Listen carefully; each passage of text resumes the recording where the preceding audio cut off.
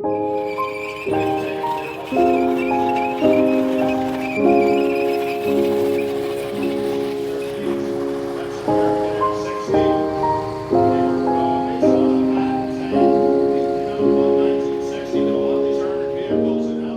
some people collect stamps and other people collect larger things.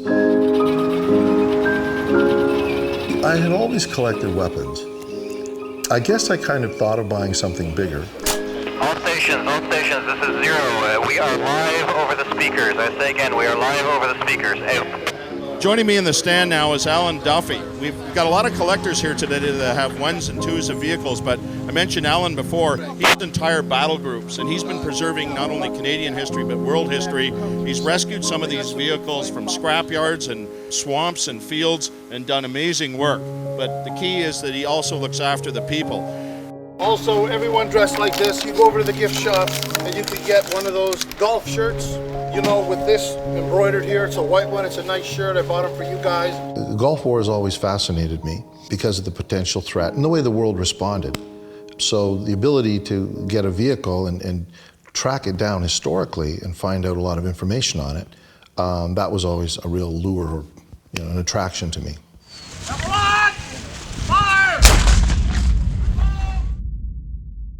When I get them, it could be, you know, as you know, 25 years after the conflict, and they could have undergone significant changes, been upgraded, modified, and what I'd actually do is to take the vehicle and take off those modifications and put it back to its original state.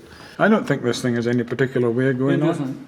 No. Okay, just it went in. It went in. And the markings that you see in the vehicles, they're exactly the way it was in the Gulf War. And I get those when I track down the veterans, and the veterans give me photographs.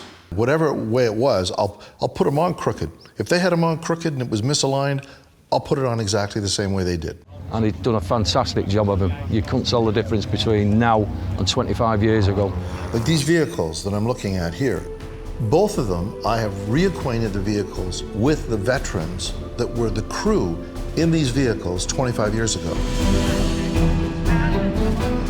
All stations, this is 3-3. Give the folks a show, over. We're at the AQUINO Tank Weekend, which is a celebration, and in particular this year it's the 25th celebration of the Gulf War, and I took part in that operation. I was a commander of this particular vehicle, which is a Striker guided weapons vehicle.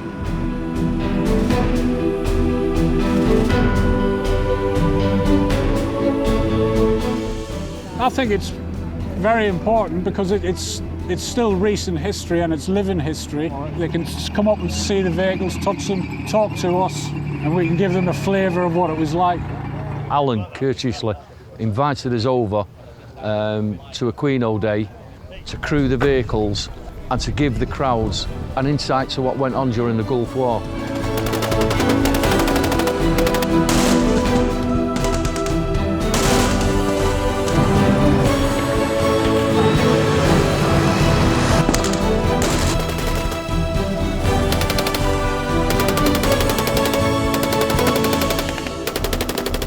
We work on them, we sleep in them, we're heating them, we're fighting them, and it's a three-man crew. We're a family. We're a family of four, the vehicle and the three crewmen. So it's like when you see it, it's part of your family's come back to you. This vehicle is the exact vehicle that I was on in the Gulf, and I was invited over by Alan Duffy, which is an opportunity in a lifetime to come and see this old girl again. Yeah, it was quite emotional actually to come and see it exactly pretty much how we'd left it. Yeah, it's like seeing an old friend again. This particular one isn't mine. Mine unfortunately got blown up during the Gulf War, but this vehicle was part of my troop. Unfortunately, none of the rest of that crew could be here today. The last time I saw the old girl was parking her on the docks in Al Jubail docks in Saudi Arabia. Never thought I'd ever see it again. And to come back 25 years later and to find her in absolutely perfect working condition, pretty much exactly the same livery and condition as I left it. Like we're in a time machine. That's what they say, like they're in it, because it looks identical, right? And here they are jumping in 25 years older into a vehicle that they lived in for those several months. We have this graffiti here, I don't know if you can get that. Out of pure boredom, you doodle and graffiti things and, you know, I put the Grim Reaper on it and some fangs and everything, so I like to to make it a little bit more interesting. It's appeared in several publications of little pictures of it here and there. So it's my one claim to fame, actually. You know, and you'll see it on this collection. I think a lot of trouble's been taken to try and replicate, you know, exactly what that graffiti was, because it brings to life, you know, the sort of personalisation of this whole thing. You look brilliant in your hat. Oh, yeah. That was brilliant. That was brilliant. That was brilliant. It's often difficult for civilians to understand how you could live on such what is potentially such a harsh vehicle. Well, this is your home. 6 months is quite a long period to be living with the same guy, so it's like a little family.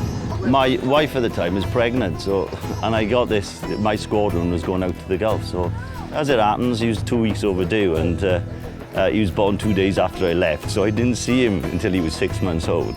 You can talk to each other about, you know, if you're having a problem back home, or, you know, your girlfriend's left you. So we knew everything little ins and outs of each other. You know, I used to cut their hair for them, and, you know, and then you go home, you leave it all behind, and I wanted to be back there. I lived on this vehicle for 6 months, out in the desert, and thoroughly enjoyed myself. Because I know it looks like just rubber and steel, but it's, you know, you do get attached to I mean, this was our home for 4 months. Yeah, pretty we much. lived off this, provided everything.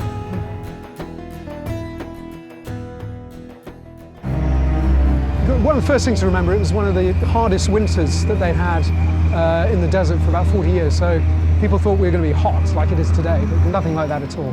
Most of the time I remember being very, very cold, very, very wet. And in this vehicle, without a turret, the weather just comes straight in. It was really hot in the day, even hotter than today, and it's quite hot today, isn't it? And in the night it was freezing. Waking up at 3 o'clock in the morning and breaking the ice off your basher. So it was 2 climatic changes within 24-hour period. It's a lot of sand, you know, sand in your eyes, sand in your teeth. And the reality sort of like really kicked in when, you know, the negotiations failed and the air war started back in January. By this time we'd moved right the way up to not too far from the Iraqi border into the staging areas. And you could hear the Ford artillery firing and starting to shell the Iraqi positions, and the jets coming over your head every night and all the lights going out and suddenly the afterburners kicking in. Minutes later, the horizon would erupt in a ball of fire and you could see the tracer flying up against the jets and everything coming back. Next thing you know, we were in the dark crossing through the breach and across the start line, and it all began. We were in quite a flat bit of desert, and I stood up there and I looked around and it looked like literally a sea of vehicles, and I just had this feeling, I'm thinking about it now, that what's going to stop this? And for the 3 days I didn't sleep. I was adrenaline wired to the moon. Basically stood up in that cupola for 3 days solid and didn't even think about it. That was my first interaction of combat, yes. Obviously my family and friends were concerned, as were everybody else's. You got some good memories, some bad memories from being in there, you know, some horrific memories as well. God knows how many prisoners. They didn't even have to put up a fight, they threw their hands up. When we heard over the air that, you know, we were a ceasefire, you know, that we had kind of won, you know, we'd won at that point. It's not as hard as what has been predicted. It's going to be a pushover because unfortunately you're talking on major nations with professional armies going against Saddam's army, which was 3/4 conscripts who didn't want to be there. It was a good, clean war, very black and white. Everybody knew who the enemy was and what they'd done wrong. We dropped the vehicle off and literally just told her, leave it. And then very quickly we were on a plane back home. Yeah, it was a great feeling when we took off, and there was a big cheer went up as soon as that plane took off. Everybody was just so happy. I remember coming home and seeing my dad, and my dad's quite a tough, robust Yorkshire farmer. And I remember him sort of like breaking down into tears and grabbing hold of me and sort of thing. And I was like, that was pretty emotional, that was, you know. And I think, you know, well, actually, and to see my dad like that, and, you know, he held my hand and he sort of like wouldn't let go, felt like an eternity. We don't have anything like this in the UK. We don't remember things like this or celebrate what we've done. So this to us is something special. It's important that youngsters these days realise that actually warfare is not a funny business. It's risky business. People die, people get injured, and it's not a nice thing to be engaged in. The person you'll find that probably abhor war more than anybody else are soldiers.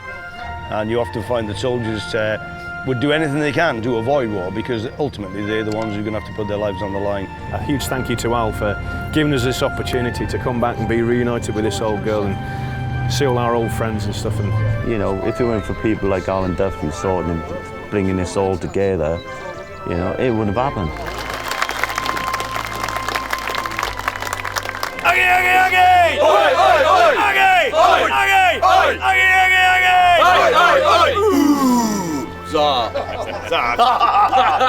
Good.